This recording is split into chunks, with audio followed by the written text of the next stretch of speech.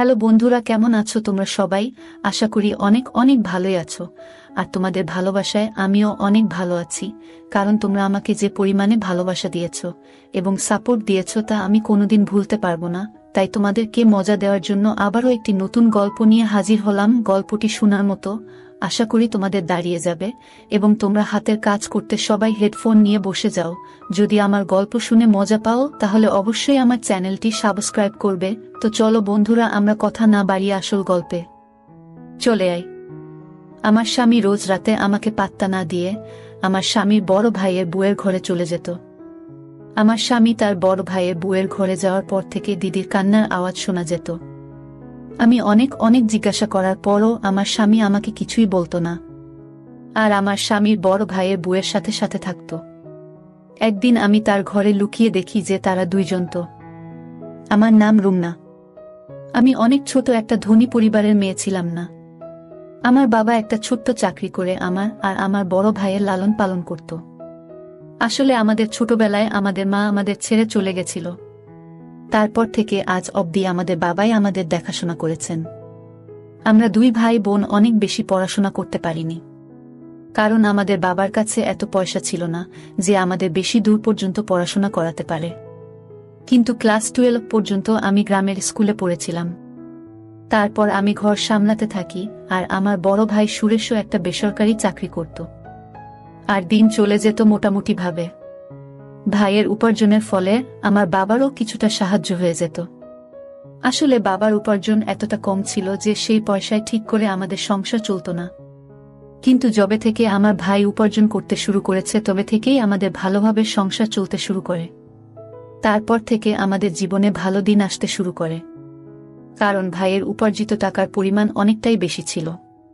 কিন্তু সমস্যা একটাই ছিল যে সে একটু বেশি রাগী ছিল আর খারাপ কাজে পড়ে গেছিল।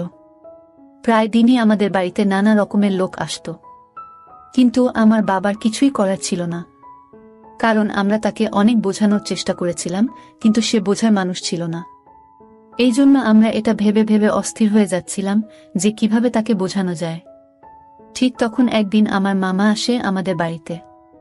তখন সে বলে আমাদের তার বিয়ে দিয়ে দেওয়া উচিত, তাহলে সে একদম ঠিক হয়ে যাবে। আমাদের তার কথা ঠিক বলে মনে হয়। তার বিয়ে দিলে হয়তো তার ব্যবহারে পরিবর্তন আসবে, হয়তো সে এইসব ভুল জিনিস থেকে বেরিয়ে আসতে পারবে।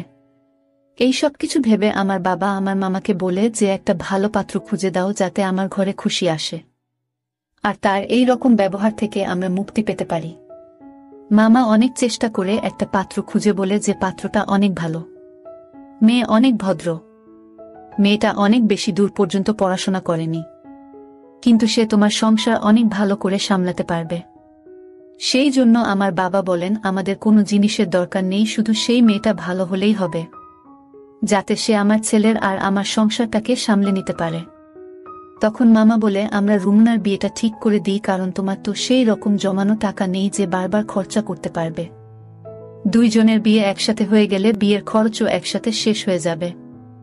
বাবা বলে যে না, এখনো রুমনার সেই বয়স হয়নি যে সে বিয়ে করে বৈবাহিক জীবন সামলাতে পারে। সেই জন্য আমি কিছুদিন পরে রুমনার বিয়ে দেব। আর রইল বাকি সুরেশের কথা। নেহাত সে খারাপ কাজে পড়ে গেছে, সেই জন্য তাকে বিয়ে দিতে বাধ্য হচ্ছি। তাছাড়া ছেলে মেয়ের মধ্যে অনেক পার্থক্য হয়।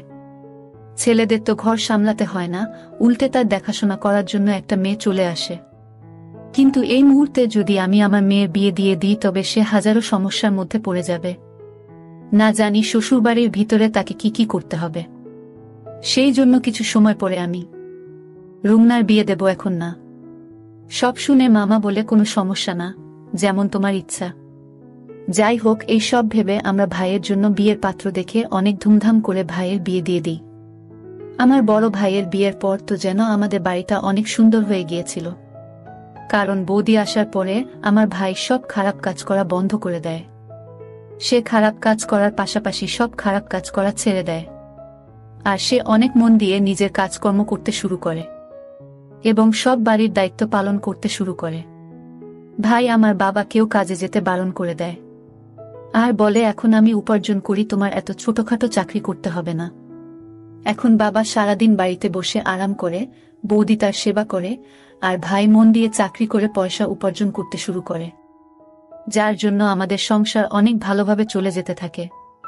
পাশাপাশি আমাদের টাকাও জমতে শুরু করে। এখন আমাদের সুখের দিন ছিল।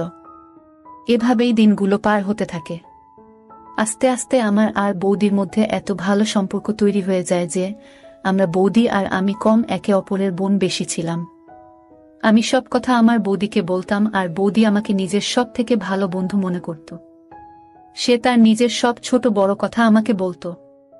আর সে বলতো, তুমি তো আমার নিজের ছোট বোনের মতো। আমার আর বৌদির এত ভালো সম্পর্ক দেখে বাবা আর ভাই অনেক খুশি হতো। হয়তো আমার বৌদি আমার বাবা ভাইয়ের এত ভালোবাসা পেয়ে সে তার বাবার বাড়িতেও যেতে চাইতো না। আমি মাঝে মাঝে ভাবতাম, এ কেমন মেয়ে যে বাবার বাড়ি থাকার চেয়ে বেশি সুর বাড়িতে থাকতে পছন্দ করে। হ্যাঁ, এটাই আমার বৌদি ছিল। সে এই রকমই। হয়তো সে এখানে বাবার বাড়ির থেকে বেশি ভালোবাসা পেত, সেই জন্য সে তার বাবার বাড়িতে যেতে চাইতো না। তাছাড়া তার সাথে এরকম ব্যবহার করতে আমারও ভালো মনে হতো। আর তাছাড়া আমার বাবা আমাদের সবসময় বোঝাত যে যেমন কর্ম করবে সে রকমই ফল পাবে। আর যদি আমি আমার বৌদির সাথে ভালো ব্যবহার করি তাহলে পরবর্তীকালে আমিও শ্বশুর বাড়ি গিয়ে ভালোভাবে থাকতে পারব।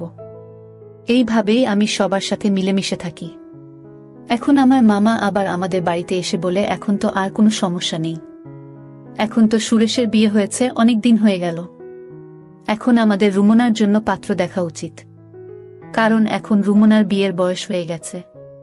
তখন আমার বাবা বলে, এখন আমার রুমনার বিয়ে দিতে কোনো অসুবিধা নেই, কারণ আমার ছেলে ঘর সামলে নিয়েছে আর আমার সেবা করার জন্য আমার মেয়ের মতো একটা বৌমা এনেছে।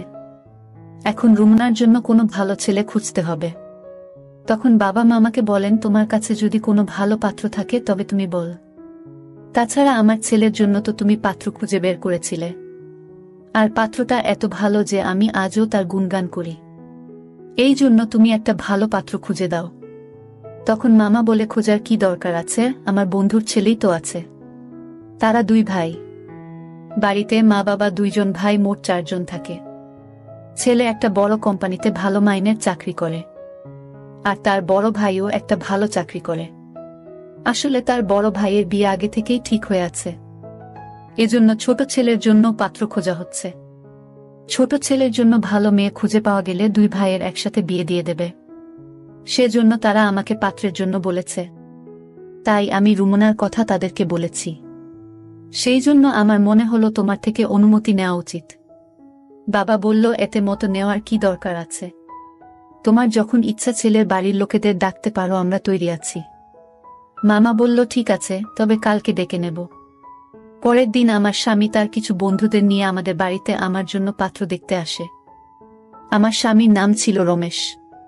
রমেশকে দেখতে অনেক সুন্দর ছিল, আর ভালো পোশাক পরার জন্য তাকে আরো বেশি সুন্দর দেখাচ্ছিল। রমেশকে দেখে তো আমার হুঁশ উড়ে গেল। আমি বুঝতে পারছিলাম না যে এত সুন্দর ছেলে কি আমাকে পছন্দ করবে। কিন্তু যখন নিজেদের মধ্যে কথা বলার জন্য আমাদের 2 জনকে একা জায়গায় ছেড়ে দেওয়া হয়, তখন রমেশের কথা আমার মন ছুঁয়ে যায়। রমেশ এত মিষ্টি করে, এত ভালো করে কথা বলছিল যে মনে মনে আমি তাকে নিজের স্বামী হিসেবে স্বীকার করে নিয়েছিলাম। আর পাশাপাশি ভগবানের কাছে প্রার্থনা করছিলাম যেন কোনো রকমে আমাদের বিয়েটা হয়ে যায়। কারণ প্রতিটা মেয়ের একটা স্বপ্ন থাকে যে তার স্বামী দেখতে সুন্দর হবে, ভদ্র হবে। আর এই সমস্ত গুণ রমেশের মধ্যে ছিল। আমি কি করে তাকে ছেড়ে দিই? তখন আমি ভাবি, যদি আমার ভাগ্যে রমেশ থাকে তো নিশ্চয়ই তার সাথে আমার বিয়ে হবে। যাই হোক, তারা আমাকে দেখে বাড়ি চলে যায়। আর কিছুদিন পরে ফোন করে বলে যে আমাকে তাদের অনেক পছন্দ হয়েছে। এইভাবেই আমাদের বিয়ে ঠিক হয়ে যায়। আমি আর রমেশ ফোনে কথা বলতে থাকি।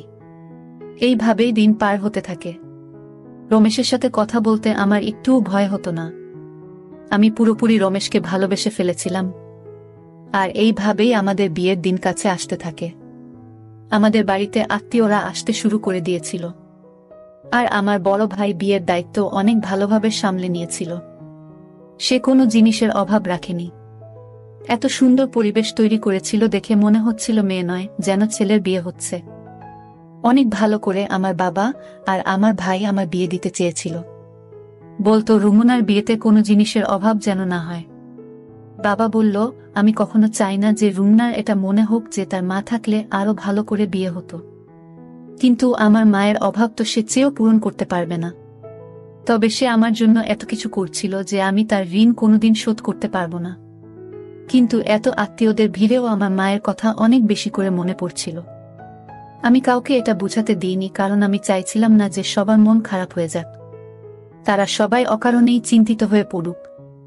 সেজন্য আমি তাদের সামনে সবসময় হাসি খুশি থাকতাম, যাতে তারা এটা কখনো না বুঝতে পারে যে আমার মায়ের কথা অনেক মনে পড়ছে। এইভাবে বিয়ের দিন চলে এলো। আমার রমেশের এর সাথে অনেক ভালো করে বিয়ে হয়ে গেল, আর আমি নিজের বাবার বাড়ি থেকে বিদায় নিয়ে চলে গেলাম। আমি অনেক আশা নিয়ে শ্বশুর বাড়িতে যাই, আর অনেক ভালো করে আমার গৃহে প্রবেশ করানো হয়েছিল। অনেক নিয়ম পালন করার সাথে সাথে আমাকে কিছু মেয়েদের মাঝখানে বসানো হলো, যারা রমেশের গুণগান করছিল। তাদের গুণগান শুনতে আমার অনেক ভালো মনে হচ্ছে। আর তাছাড়া তার গুণগুলো ঠিক ছিল, কারণ এতদিন ধরে আমি রমেশের মধ্যে এইসব গুণগুলো দেখেছিলাম। আমি এখন শুধু অধীর আগ্রহে অপেক্ষা করছিলাম কখন রমেশের সাথে সময় পার করব। অনেক অল্প সময়ের মধ্যেই আমাকে রমেশের ঘরে বসিয়ে দেওয়া হয়, আর কিছুক্ষণের মধ্যেই রমেশ ঘরে চলে আসে। তার ঘরে আসার পরে আমরা নিজেদের মধ্যে কিছুক্ষণ কথা বলি, তারপর আমাদের নতুন জীবন শুরু করি। পরের দিন আমি ঘুম থেকে উঠে সবার জন্য খাবার তৈরি করে আমার কাজ করতে থাকি। আমি আমার বর দিদির সাথে অনেক ভালো মিশে গিয়েছিলাম। আসলে রমেশের বিয়ের দিন তার বড় ভাইয়েরও বিয়ে হয়েছিল। আমাদের দুইজন বউকে একসাথে গৃহ প্রবেশ করানো হয়েছিল, আর আমাদের দুইজনেরই আজকে এই বাড়িতে প্রথম দিন ছিল। আমরা দুইজনে মিলে একসাথে মিষ্টি বানাই আর সবার মন জয় করে নিই। এখন আমি আমার স্বামীর বড় ভাইয়ের বউকে বড়দিদির মতো মানতে শুরু করেছিলাম। আমি তার সেবাও করতাম। আমার বড় দিদিও অনেক খুশি ছিল। আমরা দুইজন বোনের মতোই থাকতাম, আর আমাদের মধ্যে অনেক ভালো সম্পর্ক তৈরি হয়ে গিয়েছিল। আমাদের এত ভালো সম্পর্ক দেখে বাড়ির লোকও অনেক খুশি ছিল। এখন দিনেশও কাজে যেতে শুরু করেছিল। এইভাবে আমাদের অনেক আনন্দে দিন পার হতে থাকে। এখন কে জানতো যে এত খুশির মাঝখানে দুঃখের এত বড় পাহাড় ভেঙে পড়বে। একটা অ্যাক্সিডেন্টে আমার স্বামীর বড় ভাই এই পৃথিবী ছেড়ে চলে যায়। আমি তো কিছুই বুঝতে পারছিলাম না যে বাড়ির লোকেদের কি করে সামলাবো, কারণ সব লোক অনেক ভেঙে পড়েছিল। আর কেনই বা পড়বে না, সবেমাত্র বিয়ের 1 মাস হয়েছিল, আর এর মধ্যেই এত ছোট বয়সে আমার বড় দিদি বিধবা হয়ে গিয়েছিল। আমার বড় দিদির উপরে আমার অনেক মায়া হচ্ছিল। আমি কিছুই বুঝতে পারছিলাম না যে আমি কি করে তাকে সামলাবো। আমি কোনো রকমে রমেশকে সামলাই আর বলি, এখন থেকে তোমার বৌদির অনেক খেয়াল রাখতে হবে। আমাদের সেই জন্য কোনোভাবে তার সামনে ভেঙে পড়লে চলবে না। আমাদের সবসময় তাকে ভালো রাখতে হবে। রমেশ আমার কথা বুঝতে পারে, আর আমরা আমার বড় দিদির খেয়াল রাখতে শুরু করি। আস্তে আস্তে সময় পার হতে থাকে, আর আমার স্বামী বড় ভাইয়ের এই পৃথিবী থেকে চলে যাওয়ার 1 বছর হয়ে গিয়েছিল। আমাদের বাড়িতে সবাই বলে যে আমার বড় দিদি বিয়ের মাত্র 1 মাসের মধ্যেই তার স্বামী এই পৃথিবী ছেড়ে চলে যায়, আর তার জীবন শুরু হওয়ার আগেই শেষ হয়ে যায়। তাই সবাই মিলে ঠিক করে যে আমার বড় দিদির আবার বিয়ে দেবে, যাতে সে তার ভবিষ্যৎ জীবনে সুখী থাকে। বেচারির না কোনো সন্তান ছিল আর না স্বামী। সে একলা কি করে এত বড় জীবন পার করবে? কিন্তু আমার বড় দিদি বলে আমি যখন থেকে বিয়ে করে এই বাড়িতে এসেছি, সেই দিন আমি আমার স্বামীকে কথা দিয়েছিলাম, আর আমি যতদিন বাঁচব এই বাড়ির বউ হয়েই থাকব। আর আমি আমার এই কথা সারা জীবন পালন করব। তাতে আমার কোনো সন্তান থাকুক আর না থাকুক। যখন রমেশের সন্তান হবে তখন আমিও তাকে নিজের সন্তানের মতো আদর করব, ভালোবাসব। আমার বড় দিদির এরকম কথা শুনে আমি অনেক খুশি হই। তখন আমি আর রমেশ একটা প্ল্যান বানাই যে আমরা আমাদের প্রথম সন্তান তাকে দিয়ে দেব। সে যেভাবে ইচ্ছা তাকে মানুষ করবে, আর তার সাথে নিজের সারা জীবন পার করে দিতে পারবে। এই ভেবেই আমরা শান্তিতে থাকি। এই কিছুদিন ধরে আমার সামনে অদ্ভুত অদ্ভুত দৃশ্য আসতে থাকে। আসলে আমার স্বামী আমার কাছে আসতো না। সন্ধে হতেই আমার স্বামী আমার স্বামীর বড় ভাইয়ের বউয়ের ঘরে চলে যেত, আর আমার স্বামী তার ঘরে যাওয়ার সাথে সাথে আমার স্বামীর বড় ভাইয়ের বউয়ের অনেক আওয়াজ আসত। এমন মনে হতো যেন সে কাঁদছে। আমি এটা কিছুতেই বুঝতে পারতাম না যে রমেশ আমার বড় দিদির ঘরে গিয়ে তার সাথে কি করে। আমাকে এড়িয়ে আমার স্বামী আমার বড় দিদির ঘরে যেতই বা কেন? আমি কিছুটা তো আন্দাজ করতেই পেরেছিলাম যে কি হতে পারে। অফিস থেকে ফিরেই সে বড় দিদির ঘরে চলে যেত, আর সারা রাত তার ঘরেই থাকত। আমি যখনই এই ব্যাপারে রমেশের সাথে কোনো কথা বলার চেষ্টা করতাম তখনই রমেশ এড়িয়ে যেত। এখন আমার মধ্যে অন্য রকম চিন্তা আসতে থাকে যে আসলে হচ্ছেটা কি। রমেশ তার বৌদির ঘরে এমন কি করে, আর রমেশের যাওয়ার পর আমার বর দিদি এত আওয়াজ কেন করে? আমি চেয়েও কিছু বুঝতে পারতাম না। আমি এই ব্যাপারে আমার বর দিদিকে ও কেউ জিজ্ঞাসা করি, কিন্তু সেও কিছু বলে না। আমি বুঝতে পারছিলাম না যে আমি কি করে এদের রহস্য জানতে পারব। আমার এখন সন্দেহ হতে শুরু করে যে নিশ্চয়ই তাদের মধ্যে কিছু একটা চলছে। তা না হলে রমেশ আমাকে কেন এড়িয়ে আমার স্বামীর বড় ভাইয়ের বউয়ের ঘরে যাবে? যদি এমন কিছুই হয়ে থাকে তবে রমেশের উচিত আমার সাথে এসে কথা বলা। কিন্তু রমেশ আমাকে কোনো কিছু বলতে চাইছিল না। তার জন্য আমি একদিন ভাবলাম যে আমি ঘরের মধ্যে লুকিয়ে যাই, যাতে জানতে পারি আসল রহস্যটা কি। তাহলে কোনটা সত্যি আর কোনটা মিথ্যে প্রমাণ হয়ে যাবে। যদি সত্যি এরকম কোনো কথা থেকে থাকে তবে আমি তাদের নিয়ে সবার সামনে যাব। আমি রোজ রোজ আর এইসব সহ্য করতে পারছিলাম না। এইসব ভেবে একদিন আমি তার ঘরে লুকিয়ে বসে রইলাম। কিছুক্ষণ পর তারা যখন ঘরে এলো তারপর আমি যা দেখলাম সেটা দেখে আমার মনটা কেঁপে উঠল।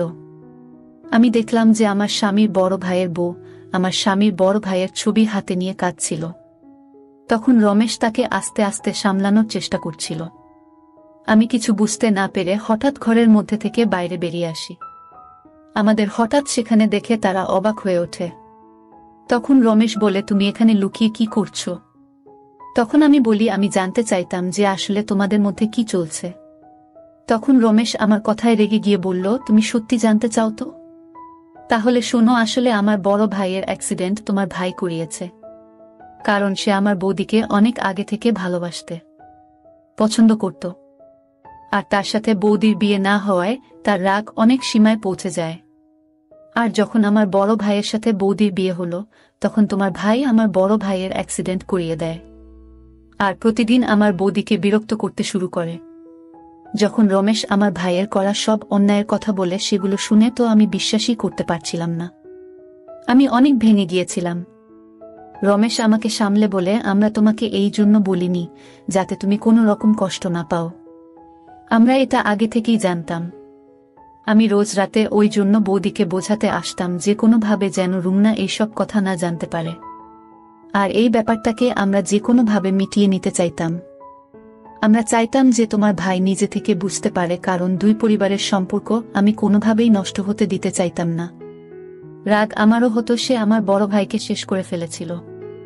কিন্তু আমি তোমার মুখের দিকে তাকিয়ে কোনো কথা বলিনি। যখন এইসব কথা আমার সামনে এলো তখন আমার মনটা কেঁপে উঠল। আমি চেয়েও আমার চোখের পানি আটকাতে পারিনি। আমি তো ভেবেছিলাম যে আমার ভাই ঠিক হয়ে গেছে, কিন্তু সে তো এত বড় কাজ ঘটিয়ে ফেলেছিল। আমি রমেশকে বললাম, তুমি তাকে শাস্তি দেবে কিনা এটা তোমার ব্যাপার, কিন্তু আমি তো তাকে সাজা দিয়ে ছাড়ব। যখন এইসব কথা আমি বাড়িতে জানাই তখন তারা পুলিশকে ফোন করে, আর পুলিশ এসে তাকে গ্রেফতার করে নিয়ে যায়। আমি সৃষ্টিকর্তাকে অশেষ ধন্যবাদ জানাচ্ছিলাম যে তিনি আমাকে এমন একজন স্বামী দিয়েছে যে সব সময় আমাকে বোঝায়, আমাকে সামলে রাখে। আমি তো শুধু শুধু তার উপরে সন্দেহ করছিলাম, কিন্তু সে তো আমার জন্য নিজের বড় ভাইয়ের অপরাধীকেও ছেড়ে দিয়েছিল। আমি রমেশের হাত ধরে তার কাছে ক্ষমা চাই, আর আমার স্বামীর বড় ভাইয়ের বউয়ের কাছেও ক্ষমা চাই। তখন আমার বর দিদি বলে, যা হবার তা হয়ে গেছে, আমরা তোমাকে কথাগুলো জানাতে চাইনি। সেই জন্য রমেশ আমার ঘরে এসে আমাকে সান্ত্বনা দিত। আমরা চাইছিলাম না যে তোমার কোনো সমস্যা হোক, কারণ যখন তুমি জানবে যে এসবের পিছনে তোমার ভাইয়ের হাত আছে তখন তুমি অনেক দুঃখ পাবে। এটা আমরা অনেক ভালো করেই জানতাম। আমি আমার স্বামীর বড় ভাইয়ের বুকে ধরে কাঁদতে থাকি। তখন রমেশ বলে, তুমি ঘাবড়ে যেও না। আমি রমেশের দিকে তাকিয়ে ভাবতে থাকি, এত ভালো স্বামী যে আমাকে সবসময় সমস্যা থেকে বাঁচায়, আর আমি কি করে তাকে সন্দেহ করলাম। এখন আমার নিজের উপরও লজ্জা পাই, আর আমি রমেশ আর আমার স্বামীর বড় ভাইয়ের বউয়ের চোখের দিকেও তাকাতে পারছিলাম না লজ্জায়। বন্ধুরা, আজকের ভিডিওটা এখানেই শেষ করলাম। অনেক কষ্ট করে ভিডিওটি আপনাদের জন্য বানিয়েছি। যদি ভিডিওটি আপনাদের ভালো লেগে থাকে তাহলে একটা লাইক করবেন এবং চ্যানেলটি অবশ্যই সাবস্ক্রাইব করবেন। এই আশা ব্যক্ত রেখে আপনাদের কাছ থেকে বিদায় নিচ্ছি আমি। দেখা হবে আগামীকালের নতুন কোনো ভিডিওতে। সে পর্যন্ত সবাই ভালো থাকুন, সুস্থ থাকুন। ধন্যবাদ।